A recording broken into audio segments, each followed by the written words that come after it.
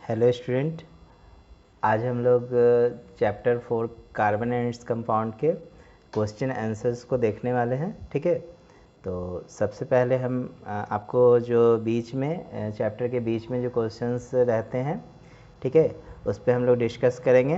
तो first question है कि पेंटेन के कितने संरचनात्मक आइसोमर्स का हम चित्रण कर सकते हैं। बच्चों, पेंटेन का जो फार्मूला होता है, मोलिकुलर फार्मूला, वो C5H12 होते हैं। ठीक है ना, कहने का मतलब पेंटेन के एक मॉलिक्यूल्स में हमें कार्बन जो है 5 मिलते हैं और हाइड्रोजन की संख्या जो है 12 है। आप देख सकते हैं इसके अलग अलग स्ट्रक्चर बनाए गए हैं और यही अलग अलग स्ट्रक्चर इसके आइसोमर्स होते हैं। तो पेंटेन के बेसिकली 3 आइसोमर्स होते हैं। पहला नॉर्मल पेंटेन, सेकेंड आइसोपेंटेन और थर्ड वन इज़ नियोपेंटेन। ठीक है, आप यहाँ पर देख रहे हो कि नॉर्मल पेंटेन में कार्बन जो है एक चैन में बंधे हैं। ठीक है, और यहाँ पे चैन में आपका कार्बन, पांचों कार्बन जो है कैटाइनेटिक प्रॉपर्टीज से जुड़ा हुआ है। ठीक है ना, बट आइसोपेंटेन में हम देख रहे हैं कि यहाँ पे ये चैन में जो है वो 4 कार्बन है और यहाँ पे एक ब्रांच निकल गया है एक कार्बन का। ठीक है, तो इसीलिए हम लोग इसका नाम जो है आइसोपेंटेन है। ठीक है ना, आप इसका नाम ऐसे भी काउंट कर सकते हैं 1 2 3 4। तो आप देख रहे हैं 2 पे एक मिथाइल ग्रुप जुड़ा हुआ है, तो हम इसका नाम जोड़ देते हैं 2 मिथाइल, और 4 कार्बन वाले जो एल्केन्स होते हैं उसको हम ब्यूटेन बोलते हैं। तो इसका नामांकन जो होगा 2 मिथाइल ब्यूटेन। ठीक है ना, इसी तरह आप यहाँ पर देख रहे हो कि ये कार्बन, 3 कार्बन जो है एक सीरीज में है और ऊपर नीचे 2 ब्रांच निकले हुए हैं। ठीक है, तो इस नेचर को हम लोग बोलते हैं नियोपेंटेन। तो आइसोपेंटेन में कार्बन के 4 एटम की एक सीधी चैन होती है। इस चैन में कार्बन के दूसरे नंबर के परमाणु के साथ जो होता है मिथाइल ग्रुप जुड़ा हुआ है। ठीक है, इसलिए आइसोपेंटेन को हम 2 मिथाइल ब्यूटेन भी कहते हैं। और यहाँ पे मैंने लिखा है कि नियोपेंटेन में कार्बन के 3 एटम की एक सीधी चैन होती है और इस चैन में कार्बन के दूसरे नंबर के परमाणु के साथ 2 मिथाइल ग्रुप जुड़े हुए हैं। इसलिए इसका अगर आप IUPAC नेम लिखेंगे तो आप देखिए 1 2 3, ये चैन जो है 3 कार्बन का है और आप देख रहे हैं 2 के ऊपर भी कार्बन एक है और 2 के नीचे भी एक कार्बन का ग्रुप जुड़ा हुआ है। तो हम इसको नाम देंगे 2 डाई मिथाइल, और 3 कार्बन वाला जो चैन होता है उसे प्रोपेन कहते हैं। ठीक है, अगला प्रश्न है कि कार्बन के किन 2 गुणों के कारण कार्बन के कंपाउंड की संख्या बहुत ज़्यादा होती है। तो हम लोगों ने अध्ययन किया था कि कार्बन में बेसिकली 2 इसके जो कैरेक्टरिस्टिक्स होते हैं, पहला कैटेनेशन और दूसरा टेट्रा वैलेंसी। इसी गुण के कारण जो होते हैं कार्बन के कंपाउंड की संख्या बहुत ज़्यादा होती है। कैटेनेशन में हमने देखा था कि इस गुण के कारण कार्बन के परमाणु एक लंबी चैन बना सकते हैं, और हम लोगों ने टेट्रा वैलेंसी में देखा था कि इसी गुण के कारण कार्बन जो है कई अन्य तत्वों के साथ बॉन्ड बनाता है। ठीक है, तीसरा प्रश्न है साइक्लोपेंटेन का फार्मूला और इलेक्ट्रॉन डॉट स्ट्रक्चर लिखे। तो देखिए साइक्लोपेंटेन जो है, मैंने आपको बताया था कि ये पेंटीन से बनेगा एल्कीन। आप देखो एल्कीन का फार्मूला हमने देखा था ना, C5H10। आप यहाँ पे भी देख लो, ये एक एल्कीन का एक तरह से हम कह सकते हैं कि ये आइसोमर्स बना रहे हैं और यहाँ पे 5 कार्बन है और ये सिंगल बॉन्ड से बंधे हैं। तो हम लोगों ने रिंग में देखा था साइक्लोपेंटेन, साइक्लोहेक्सेन, साइक्लोहेप्टेन में कार्बन जो है सिंगल बॉन्ड से बंधे होते हैं, लेकिन ये पूरी तरह से क्लोज है। ठीक है, तो इसका इलेक्ट्रॉन डॉट स्ट्रक्चर जो होगा, यहाँ पर कार्बन और कार्बन जो है हाइड्रोजन, 2 हाइड्रोजन के साथ एक एक इलेक्ट्रॉन, हर एक कार्बन जो है 2 हाइड्रोजन के साथ एक एक इलेक्ट्रॉन से शेयरिंग करके कोवैलेंट बॉन्ड बनाएगा, और कार्बन अपने ही से एक एक इलेक्ट्रॉन का शेयरिंग करके कोवैलेंट बॉन्ड बनाएंगे। तो आप यहाँ पे देख रहे हैं सभी कार्बन जो है एक एक इलेक्ट्रॉन से शेयरिंग करके, चाहे वो कार्बन अपने ही कार्बन से क्यों ना शेयर किया हो या कार्बन हाइड्रोजन से क्यों ना शेयर किया हो, एक एक इलेक्ट्रॉन से शेयरिंग करके इतने सारे कोवैलेंट बॉन्ड बना रहे हैं। ठीक है, तो यही इसका डॉट स्ट्रक्चर है। आप ध्यान देंगे कार्बन में 4 इलेक्ट्रॉन होते हैं और देखिए ये 2 हाइड्रोजन से शेयर्ड है और ये कार्बन, ये 2 अपने अगल बगल वाले कार्बन से शेयर्ड है। इसी तरह ये कार्बन 2 हाइड्रोजन से शेयर्ड है और 2 जो है अगल बगल वाले कार्बन से शेयर्ड है। ठीक है, इसी तरह इस कार्बन, ये कार्बन, सभी के विषय में आप सोच सकते हैं। अगला प्रश्न है निम्नलिखित कंपाउंड के स्ट्रक्चर फार्मूला बनाइए। ठीक है, हम लोगों ने फंक्शनल ग्रुप में पढ़ा था, जैसे ये जो फंक्शनल ग्रुप है बाबू एसिटिक, ये आपका कार्बोक्सिलिक एसिड का है, ठीक है, और ये जो कंपाउंड है वो एसिटिक एसिड है, ठीक है ना। तो या फिर हम लोग इसको एथेनोइक एसिड भी कहते हैं। तो एथेनोइक एसिड का फार्मूला होता है बच्चों CH3COOH, CH3COOH। तो यहाँ पे स्ट्रक्चर में लिखा गया है ये फार्मूला। तो आप देखो कार्बन जो है तीनों तरफ से हाइड्रोजन से एक एक इलेक्ट्रॉन से शेयर करके कोवैलेंट बॉन्ड बनाए हैं। यहाँ पे कार्बन और कार्बन के बीच भी एक एक इलेक्ट्रॉन से शेयरिंग है। यहाँ पे कार्बन और ऑक्सीजन के बीच दो दो इलेक्ट्रॉन से शेयरिंग है। चूँकि ऑक्सीजन के बाह्यतक कक्षा में 6 इलेक्ट्रॉन है, तो ये 4 इलेक्ट्रॉन जो है अनशेयर्ड अपने पास एज ए लॉन पेयर के रूप में रखेगा और दो दो इलेक्ट्रॉन से शेयर करके बॉन्ड बनाएगा, ठीक है ना। फिर यहाँ पे कार्बन के पास अभी भी एक इलेक्ट्रॉन बचे हैं, क्योंकि कार्बन के बाह्यतम कक्षा में 4 इलेक्ट्रॉन होते हैं, तो यहाँ पे 2 और एक 3 इलेक्ट्रॉन इसके शेयर्ड हो चुके हैं, ठीक है ना। तो एक इलेक्ट्रॉन जो बचे हैं उससे वापस ये ऑक्सीजन से शेयर करेगा। तो ऑक्सीजन के पास 6 इलेक्ट्रॉन में एक शेयर्ड है, तो एक फिर हाइड्रोजन के साथ शेयर करेगा और ऑक्सीजन के पास 2 ऊपर और 2 नीचे लॉन पेयर के रूप में बच जाएगा। इस तरीके से ये स्ट्रक्चर पूरा करते हैं। तो एथेनोइक एसिड है CH3COOH। ये आपका ब्रोमोपेंटेन है। तो बच्चों ब्रोमोपेंटेन का स्ट्रक्चर कैसे बनेगा, जब हम लोग नॉर्मल पेंटेन में एक हाइड्रोजन को हमने यहाँ से क्या किया, हटाया और उसके जगह पे ब्रोमीन को ऐड किया है, तो आप देखिए ये जो कंपाउंड बना है वो ब्रोमोपेंटेन बना है। तो आपको दिमाग में आ रहा होगा कि हम इन्हें इधर हटाया ब्रोमीन, कार्बन को हाइड्रोजन को हटा के ब्रोमीन को ऐड किया। तो देखिए आप सेकेंड स्ट्रक्चर में आप इधर से भी हाइड्रोजन को हटा के ब्रोमीन को क्या कर सकते हैं, ऐड कर सकते हैं, ठीक है। इसके बाद है ब्यूटेनॉन। देखो बच्चों यहाँ नॉन वर्ड दिया हुआ है, इसका मतलब ये कीटोन ग्रुप से आया है। तो ब्यूटा का मतलब 4 कार्बन होंगे इसके पूरे सीक्वेंस में। तो आप देखिए यहाँ पे पूरे सीक्वेंस में आपको इस चैन में 4 कार्बन दिख रहे हैं। और ध्यान देंगे यहाँ पे जो फंक्शनल ग्रुप के कार्बन होते हैं चैन में काउंट किए जाते हैं, ठीक है। जितने भी आपका कीटोन हो, एल्डिहाइड हो, कार्बोक्सिलिक एसिड हो, ठीक है, ये जो भी कार्बोनाइल ग्रुप के अंदर आते हैं कंपाउंड, उनका कार्बन जो है चैन में काउंट किया जाता है, गिना जाता है। तो आप यहाँ पे देखिए ब्यूटेनॉन में आप 1 2 3 कार्बन 4 कार्बन देख रहे हो, और ये यहाँ पर जो है वह ब्यूटेनॉन है। कहने का मतलब कीटोन ग्रुप जुड़ा हुआ है, समझ रहे हैं कि नहीं। तो ये जो आपका कंपाउंड होगा ये क्या कहलाएगा, या तो आप इधर क्या कर दीजिए CH3 इधर ऐड कर दो और इधर C2H5 ऐड कर दो, तो भी वो भी क्या कहलाएगा, ब्यूटेनॉन, ठीक है ना। हेक्सानल है। देखो हेक्सानल में क्या होता है कि इसके जो फंक्शनल ग्रुप होते हैं वो चैन टर्मिनेटिंग, कहने का मतलब चैन के अंत में जुड़े होते हैं, ठीक है ना। ब्यूटेनॉन में कार्बन के अगल बगल दोनों तरफ फ्री बॉन्ड है, इसीलिए दोनों तरफ अलग तरह से कार्बन जुड़े हुए हैं। बट हेक्सानल में ध्यान देंगे, हेक्सानल हो, कार्बोक्सिलिक एसिड हो, ठीक है ना, इस ये सब में आप देखोगे कि ये जो ग्रुप होते हैं फंक्शनल ग्रुप वो अंत में जुड़े होते हैं। तो यहाँ पे नल अल अल अल में एल्डिहाइड हो गए, और हेक्सा का मतलब 6 होता है। तो देखिए 6 कार्बन है, 1 2 3 4 5 6 कार्बन।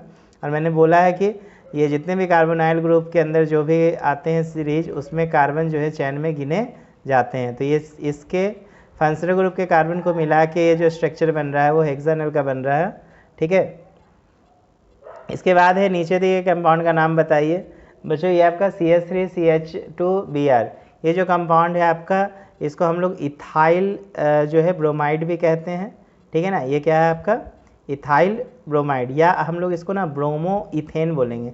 यहाँ पे गलती से ब्रोमो मिथेन लिखा हुआ है, आप इसको क्या कर लेंगे, ब्रोमो इथेन करेंगे, ठीक है ना। ये क्योंकि जो कंपाउंड है आप इसमें देख रहे हैं 2 कार्बन है, और 2 कार्बन वाला जो ग्रुप होता है वो इथेन कहलाता है, ना कि मीथेन। तो आप इसे सही करेंगे, ये होगा ब्रोमो इथेन। क्या होगा, ब्रोमो इथेन। दूसरा देखिए यहाँ पे CHO ग्रुप जुड़ा हुआ है, इसका मतलब एल्डिहाइड है, और इसके बगल में कोई भी कार्बन जुड़ा नहीं है। इसका मतलब एक कार्बन वाला जो चैन बनेगा वो मीथेन से बनेगा, इसीलिए नाम है इसका मेथेनल। क्या है, मेथेनल। अगर इसके बगल में कार्बन जुड़ा होता है तो इसका नाम हो जाता है एथेनल, ठीक है। तो ये सही है, मिथेनल होगा यहाँ पर। यहाँ पर आप देखिए हेक्साइन, आइन, ठीक है ना। तो हम यहाँ पे आइन, चूँकि इसका कोई भी नंबर नहीं दिया है कि ट्रिपल बॉन्ड कहाँ पे होंगे, तो हम लोग हमेशा क्या करेंगे, ट्रिपल बॉन्ड को अंतिम 2 कार्बन के बीच या फर्स्ट 2 कार्बन के बीच प्लेस्ड करेंगे। हेक्साइन का मतलब 6 कार्बन है, तो देखिए 1 2 3 4 5 6 कार्बन है, और यहाँ पे हम लास्ट वाले कार्बन पे क्या किए हैं, ट्रिपल बॉन्ड प्लेस्ड किए हैं। या फिर आप ये ट्रिपल बॉन्ड को यहाँ पर भी दिखा सकते थे। तो जब ट्रिपल बॉन्ड दिखाएंगे तो हाइड्रोजन गायब हो जाएगा, क्योंकि कार्बन अपना ऑक्टेट 8 इलेक्ट्रॉन को लेके पूरा करता है। कहने का मतलब 4 खुद के हैं, 4 शेयर करेंगे। ठीक है, आप यहाँ पर इसे सही कर लेंगे, ये ब्रोमो इथेन होगा। ठीक है, ब्रोमो इथेन। अगला सवाल है, एथेनॉल से एथेनोइक एसिड बनने की प्रक्रिया ऑक्सीकरण कैसे होती है? तो बच्चों, इस प्रतिक्रिया में एथेनॉल से ऑक्सीजन जुड़ा होता है, और जैसा कि हम जानते हैं कि जब किसी पदार्थ में ऑक्सीजन जुड़ता है तो उस पदार्थ का क्या होता है? ऑक्सीकरण होता है। इसीलिए एथेनॉल से एथेनोइक एसिड बनने की प्रक्रिया जो होती है एक ऑक्सीकरण अभिक्रिया। ये बहुत इंपॉर्टेंट क्वेश्चन है, ये हम लोगों से एग्जामिनेशन में भी पूछे जाते हैं कि एथेनॉल का ऑक्सीकरण करके कौन सा प्रोडक्ट बनता है, तो हम कहेंगे एथेनोइक एसिड। आप देखिए, एथेनॉल यहाँ पे इथाइल अल्कोहल है, इसको अल्कलाइन KMnO4 या एसिडिफाइड K2Cr2O7 के उपस्थिति में अभिक्रिया करा के पोटासियम परमैंगनेट या ठीक है पोटासियम डाइक्रोमेट के उपस्थिति में अभिक्रिया करा के इथाइल अल्कोहल से हम एसिटिक एसिड बनाते हैं। ठीक है, तो ऑक्सीकरण अभिक्रिया कैसे हुआ? हमने देखा कि ऑक्सीजन यहाँ पे अभिक्रिया में जुड़ रहा है। पहले आप देखो, इथाइल अल्कोहल में ऑक्सीजन 1 है, यहाँ पर आप देख रहे हो एथेनोइक एसिड में ऑक्सीजन 2 है। तो ऑक्सीजन का जुड़ना ऑक्सीकरण होता है। तो अतः हम कह सकते हैं कि एथेनॉल से एथेनोइक एसिड बनने की प्रक्रिया जो होती है एक ऑक्सीकरण अभिक्रिया होती है। अगला प्रश्न है, वेल्डिंग करने के लिए इथाइन और ऑक्सीजन के मिश्रण को जलाया जाता है, इसमें इथाइन और हवा के मिश्रण का इस्तेमाल क्यों नहीं होता है? तो बच्चों, जब इथाइन को हवा में जलाया जाता है तो इसका संपूर्ण दहन नहीं होता है। जब इथाइन को ऑक्सीजन में जलाया जाता है तो इसका संपूर्ण दहन होता है। ठीक है, ध्यान देंगे, इथाइन को क्योंकि हवा में जलाएंगे तो संपूर्ण दहन इसलिए नहीं होता है क्योंकि हवा में बहुत सारे गैसों का क्या होता है? मिश्रण होता है। लेकिन जब हम इसे ऑक्सीजन में जलाते हैं तो ऑक्सीजन, चूँकि हमें पता है कि जलने में पूर्ण रूप से सहायक होते हैं, अतः यहाँ पर इथाइन का संपूर्ण दहन होता है। अतः इथाइन के संपूर्ण दहन से उच्च तापमान मिलता है, जो वेल्डिंग के लिए क्या होता है? जरूरी होता है। इसलिए बच्चों ध्यान देंगे, वेल्डिंग करने के लिए इथाइन और ऑक्सीजन के मिश्रण को जलाया जाता है, ना कि इथाइन और हवा के मिश्रण को। ठीक है, अगला प्रश्न है कि एक अल्कोहल और एक कार्बोक्सिलिक एसिड के बीच अंतर बताने के लिए हम कौन सा प्रयोग करते हैं? तो बच्चों, दोनों पदार्थों में अंतर बताने का सबसे आसान तरीका है, हमें इसे जला के देखना होगा। जैसा कि हम जानते हैं कि अल्कोहल बहुत ही अत्यधिक ज्वलनशील पदार्थ है, जबकि कार्बोक्सिलिक एसिड जो होता है ऐसा उसमें यह गुण नहीं है, ये बहुत अत्यधिक ज्वलनशील पदार्थ नहीं है।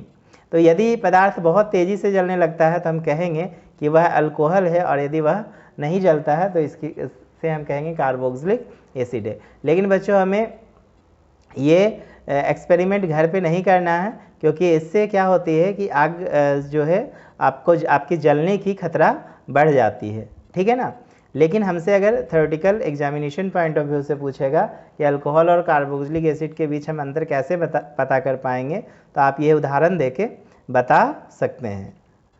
अगला प्रश्न है, ऑक्सीडाइजिंग एजेंट क्या होता है? तो बच्चों, मैंने आपको बताया था कि वह सभी पदार्थ या जो पदार्थ किसी अन्य पदार्थ से हाइड्रोजन को क्या करता है? विस्थापित करने के लिए उन्हें ऑक्सीजन प्रदान करता है, उन्हें हम ऑक्सीडाइजिंग एजेंट कहते हैं।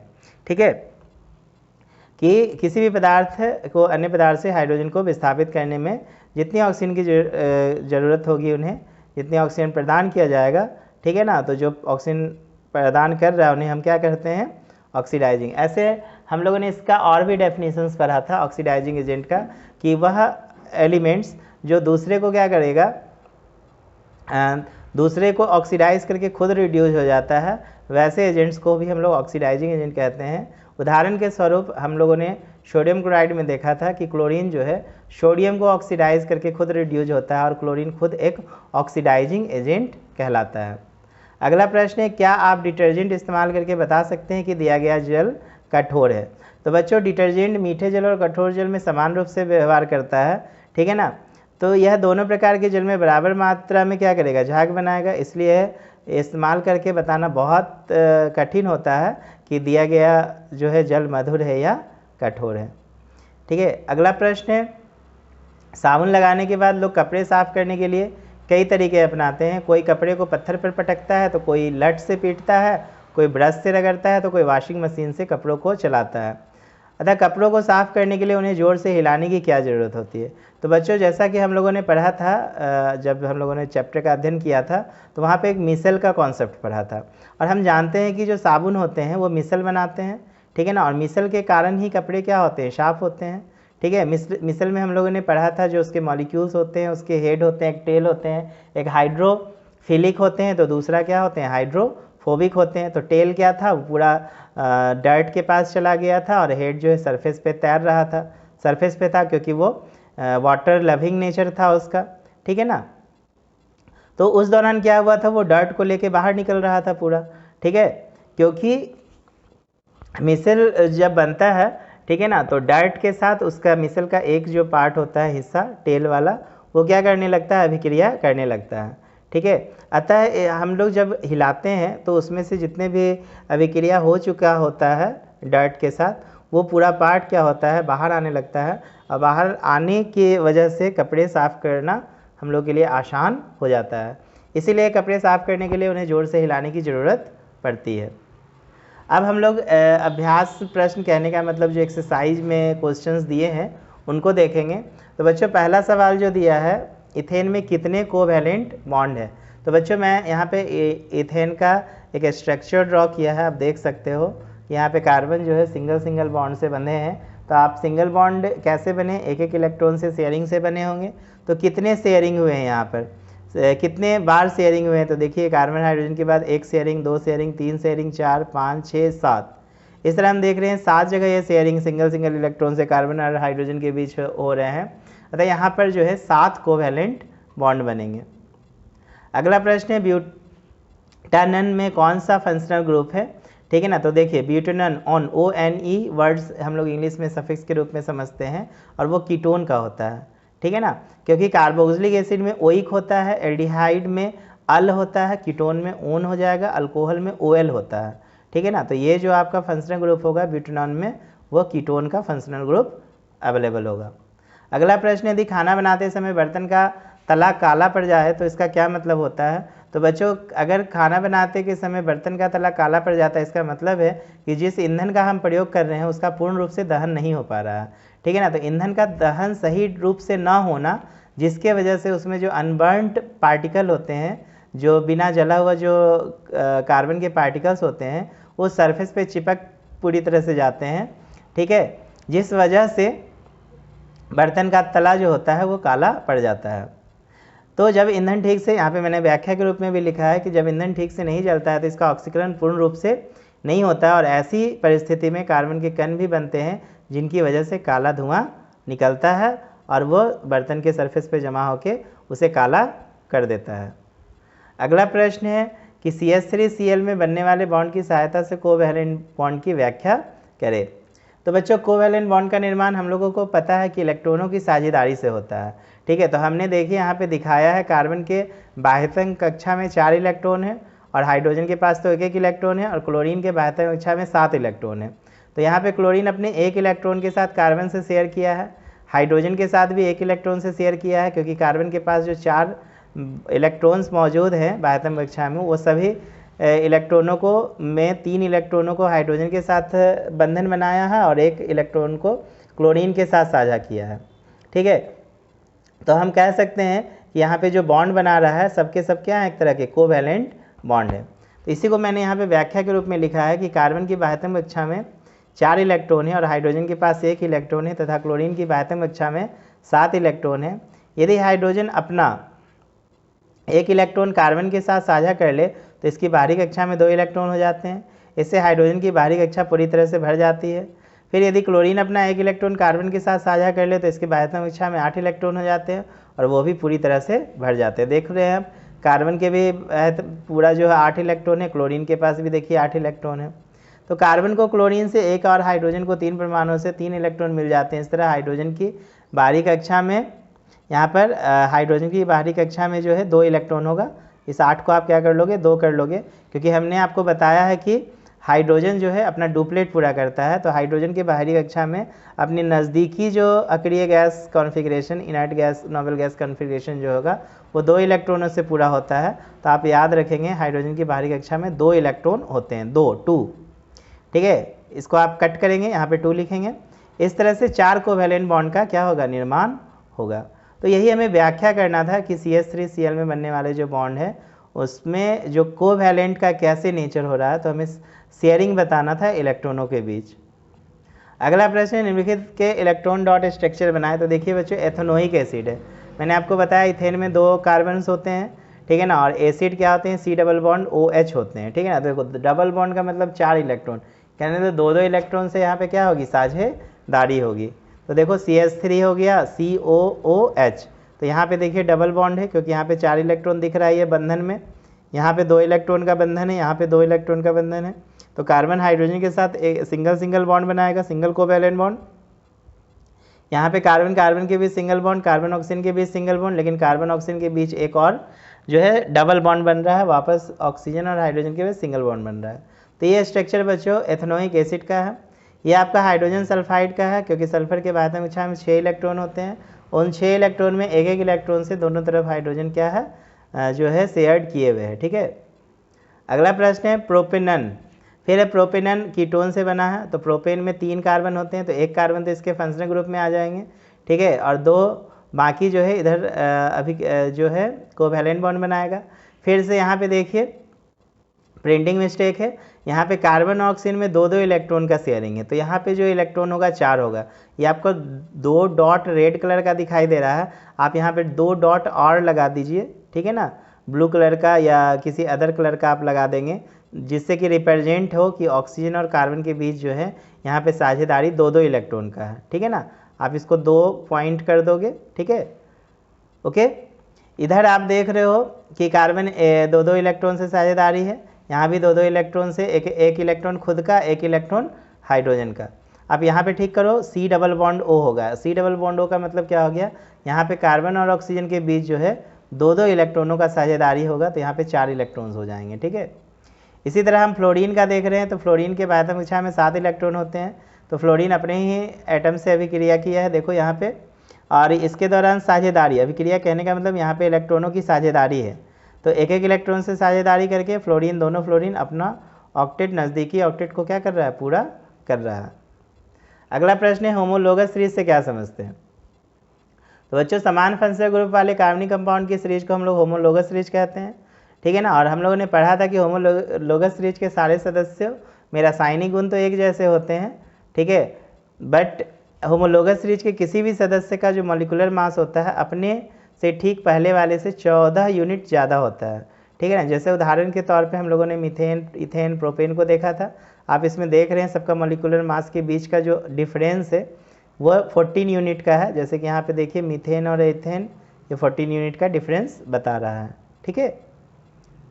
चलिए अगला सवाल देखते हैं कि भौतिक और रासायनिक गुणों के आधार पर एथेनॉल और एथेनोइक एसिड में क्या अंतर है। बच्चों एथेनॉल जो होता है रूम टेम्परेचर पे भाप बन के उड़ जाता है, इसको हम लोग ना बोलते हैं वोलेटाइल नेचर है, ठीक है ना। तो वोलेटाइल नेचर किसे कहते हैं साइंस की भाषा में, तो वो सबस्टांस जो एटमॉस्फेयर में क्या होगा, वो वेपर बन के निकलने लग जाएगा, ठीक है। एथेनोइक एसिड ये भाप नहीं बनता है, ठीक, एथेनॉल में जाड़े में नहीं जमता है, बट एथेनोइक एसिड जो है जाड़े में जम जाता है। एथेनॉल बहुत ही ज्वलनशील पदार्थ होता है, लेकिन एथेनोइक एसिड जो है ज्वलनशील पदार्थ नहीं होता है। एथेनॉल मेटल कार्बोनेट या हाइड्रोजन कार्बोनेट के साथ प्रतिक्रिया नहीं करता है, जबकि एथेनोइक एसिड मेटल कार्बोनेट और हाइड्रोजन कार्बोनेट के साथ प्रतिक्रिया कर लेता है, ठीक है ना। इसके बाद अगला प्रश्न है साबुन को पानी में मिलाने से मिसल क्यों बनता है, क्या साबुन को एथेनॉल में डालने से भी मिसल बनेगा। तो बच्चों साबुन के अणु में एक आयनिक सिरा होता है, ठीक है ना, और एक कार्बनिक सिरा होता है। कार्बनिक सिरा तेल या चिकनाई के साथ जुड़ा होता है और आयनिक सिरा जो है पानी की तरफ होता है, जिससे मिसल बनता है। लेकिन एथेनॉल में पानी जैसे पोलरिटी नहीं होती है, इसलिए एथेनॉल में मिसल नहीं बनता। तो बराबर ये प्रश्न हमसे पूछे जाते हैं कि साबुन के अणु जो है, ठीक है ना, या साबुन को पानी में मिलाने से मिसल बनते हैं, बट साबुन को एथेनॉल में डालने से कोई मिसल नहीं बनता है। अगला प्रश्न है कार्बन और उसके कंपाउंड का इस्तेमाल अक्सर ईंधन के लिए क्यों किया जाता है।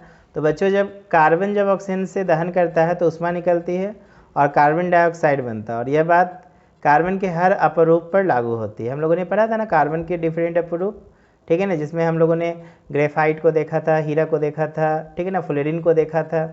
इसलिए सभी ऑर्गेनिक कंपाउंड हवा में दहन करके कार्बन डाइऑक्साइड बनाते हैं और ऊष्मा तथा रोशनी पैदा करते हैं, इसलिए कार्बन और उसके कंपाउंड का इस्तेमाल अक्सर ईंधन के लिए करते हैं। इसके अलावा यहाँ पर जो होंगे कार्बन के बहुत अलग अलग अपरूप हमें देखने को मिलेंगे, जिनका हम दहन करेंगे तो हमें ऊष्मा मिलेगी, ठीक है ना, और वहाँ पर कार्बन डाइऑक्साइड का क्या बने निर्माण होगा।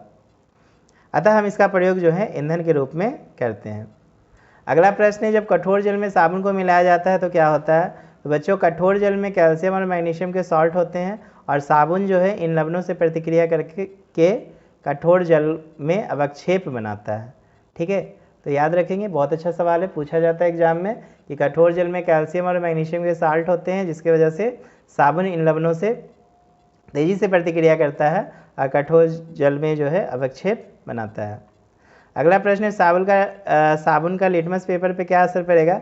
तो बच्चों, साबुन क्षारकीय होता है तो हम कह सकते हैं कि यह लाल लिटमस पेपर को नीला कर देगा। अगला प्रश्न है, हाइड्रोजनेशन क्या है, इसका उद्योग में क्या उपयोग होता है। तो बच्चों, हाइड्रोजनेशन निकेल या प्लेटिनम उत्प्रेरक की उपस्थिति में अनसैचुरेटेड हाइड्रोकार्बन का जब एडिशन रिएक्शन होता है तो एडिशन रिएक्शन के बाद अनसैचुरेटेड हाइड्रोकार्बन में हाइड्रोजन का एडिशन होता है, जिससे सैचुरेटेड हाइड्रोकार्बन बनता है। इसी रिएक्शन को हम लोग हाइड्रोजनेशन कहते हैं, ठीक है। जैसे कि मैं बता दूं आपको उदाहरण के तौर पे, अगर इथीन C2H4 को अगर हम हाइड्रोजन से भी क्रिया कराएंगे तो इथेन C2H6 बनेगा। जनरली हम लोग इसका इस्तेमाल जो है वेजिटेबल ऑयल के हाइड्रोजनेशन के लिए करते हैं, ठीक है। अगला प्रश्न, इनमें कौन से हाइड्रोकार्बन एडिशन रिएक्शन कर सकता है। तो बच्चों, वैसे हाइड्रोकार्बन एडिशन रिएक्शन कहते हैं जो अनसैचुरेटेड होते हैं। तो हमें पता है अनसैचुरेटेड हाइड्रोकार्बन में एल्कीन एल्काइन आते हैं। तो आप देखो C3H8 जो है ये CnH2n+2 को फॉलो कर रहा है तो एल्केन होगा। C3H6 CnH2n को फॉलो कर रहा है, एल्कीन होगा। C2H2 CnH2n-2 को फॉलो कर रहा है, एल्काइन होगा, और ये फिर एल्केन है। अतः हम कह सकते हैं कि ये सेकेंड वाला और थर्ड वाला जो कंपाउंड है, ठीक, जिसको हम लोग इसे प्रोपीन कहते हैं और ये इथाइन है, ये दोनों जो है एडिशन रिएक्शन करेगा, क्योंकि इसमें जो डबल और ट्रिपल बॉन्ड होंगे, इसमें डबल बॉन्ड होंगे, ये ब्रेक करेंगे, और इसके ट्रिपल बॉन्ड है जो ब्रेक करेंगे।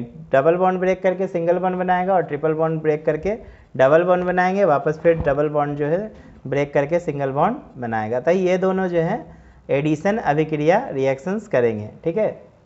अगला प्रश्न है, मक्खन और खाना पकाने के तेल में अंतर बताने के लिए कोई केमिकल टेस्ट बताइए। तो बच्चों, अनसैचुरेटेड हाइड्रोकार्बन से ब्रोमीन वाटर का रंग जो होता है गायब हो जाता है, जबकि सैचुरेटेड हाइड्रोकार्बन से ऐसा नहीं होता है। अतः खाना पकाने के तेल में अनसैचुरेटेड फैटी एसिड होता है, जबकि मक्खन में सैचुरेटेड फैटी एसिड होता है। ब्रोमीन वाटर टेस्ट से अंतर पता किया जा सकता है। ये भी अच्छा सवाल है, पूछते हैं।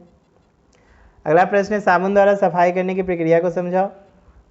तो साबुन के एक अणु का आयनिक छोर होता है, हमने पहले भी बात किया है मिश्रस के बारे में। तो पानी में जो कि घुलनशील होता है, और साबुन का दूसरा सिरा कार्बन चैन से बना होता है जो तेल में घुलनशील होता है। तो साबुन के अणु ग्रीस में उपस्थित तेल के कणों से जुड़कर एक गोले जैसी रचना बनाते हैं, और इसी रचना को बच्चों हम लोग बोलते हैं मिसेल, ठीक है ना। आप मिसेल को जानने के लिए आप मेरा जो लेक्चर 1 है इसका, ठीक है ना, उसको देखिए, अंदर में मैंने आपको मिसेल्स के विषय में पूरा बताया है, ठीक है। वहाँ पे हाइड्रोफिलिक हाइड्रोफोबिक दोनों नेचर्स को मैंने बताया है मिसेल का। मैंने वहाँ पे बताया था कि आपका हाइड्रोफिलिक जो होते हैं, जिसको वाटर लविंग बोलते हैं, वाटर से जिसे प्यार होता है, ठीक है ना, वो हेड होता है, और टेल को मैंने हाइड्रोफोबिक नेचर बताया था, ठीक है ना, जिससे डर्ट के पास पहुँचता है, उसे वाटर हेटिंग बोलते हैं, उसे वाटर से नफरत होता है, ठीक है ना। और वो जो पूरा स्ट्रक्चर तैयार करता है उसको हम लोग मिसेल बोलते हैं। एक मिसेल में आयनिक सिरे हाइड्रोफिलिक सिरा तथा पानी की तरफ रहते हैं, और तेल वाला सिरा हाइड्रोफोबिक केंद्र की तरफ होता है, जिसके कारण साबुन पानी में इमल्सन बनाता है, ठीक है। मैल और चिकनाई इमल्सन के साथ बाहर निकलती है, इस तरह साबुन से सफाई हो जाती है। बच्चों, इमल्सन क्या होता है, हम लोगों ने कोलाइड्स पढ़ा था क्लास 9 में। तो हम लोगों ने लिक्विड और लिक्विड को जब मिलाया था तो देखा था वहाँ पे इमल्सन बना था, ठीक है ना। कोलाइड में जब पार्टिकल पूरी तरह से, हमें पता है कि पूरी तरह से नहीं घुलते हैं, एक तरह का हेट्रोजीनियस सॉल्यूशन होता है, ठीक। तो चलिए, इतने ही सवाल थे हमारे एक्सरसाइज में, और आई होप आपको सारा समझ में आया होगा। आप 1-2 बार इसे देखिए, प्रैक्टिस कीजिए, ठीक है। Okay, thank you.